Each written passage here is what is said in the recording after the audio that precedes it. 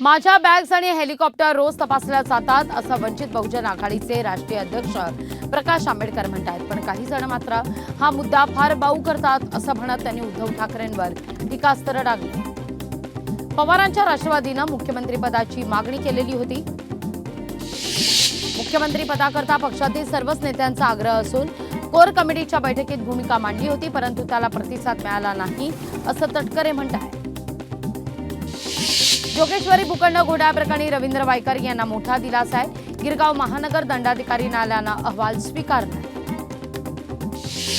महाराष्ट्र स्वराज्य पक्षाचे प्रमुख संभाजीराजे छत्रपती यांच्या नेतृत्वाखाली परिवर्तन महाशक्तीचा जाहीरनामा ग्वाही परिवर्तनाची प्रकाशित केला जाणार आहे। जाहीरनाम्यासंदर्भात माहिती देण्याकरता स्वराज्य पक्षाचे प्रमुख संभाजीराजे छत्रपती यांच्या पत्रकार परिषदेचं आयोजन करण्यात आलं।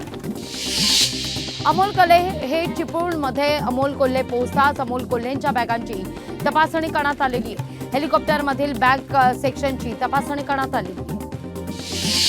मविया सत्तेकरता कुठल्याही स्तराला जाते, मतांसाठी मवियाचा स्तर खालावलाय असं म्हणत चित्रा वाघ यांनी टीकास्त्र डागलंय।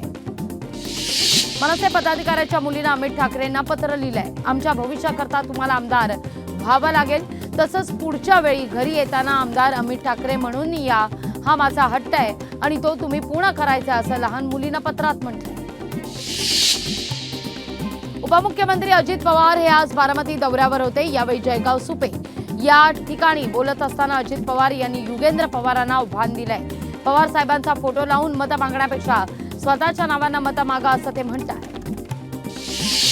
आम्ही जम्मू काश्मीरमध्ये तिरंगा फडकवून दाखवला, आता पाकिस्तानमध्ये पण झेंडा फडकवून दाखवू, नितेश राणे यांनी राऊतांना प्रत्युत्तर दिले। किरीट सोमय्या यांनी नोमानींविरोधात तक्रार दाखल केली आहे। निवडणूक आयोगाकडे नोमानींवर कारवाईची मागणी देखील केली आहे।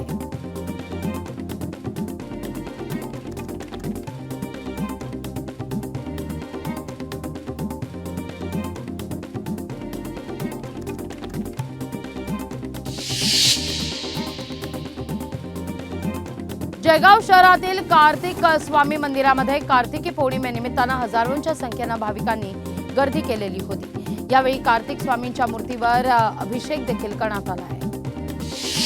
कार्तिकी पौर्णिमा अर्थात देवदिवाळी निमित्तानं अकोला शहरातील राजराजेश्वर मंदिरात उत्साहात दिवे पाजवण्यात आले आणि हा सगळा परिसर दिव्यांनी उजळून निघालेला होता।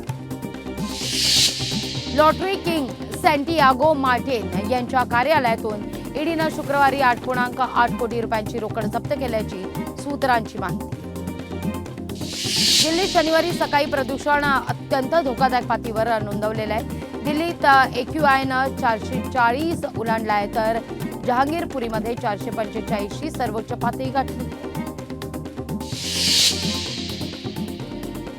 छत्तीसगडच्या कांकेर नारायणपूर सीमेवर नक्षलवादी आणि सुरक्षा दलामध्ये चकमक झाली आहे। जंगलात सुरक्षा दल आणि नक्षलवाद्यांमध्ये गोळीबार झाल्याचं वृत्त आहे। पुणे शहरातील तापमानात वाढ झालेली आहे। गेल्या आठवडाभरात तापमान कमी असून शुक्रवारी तापमानात वाढ झाली।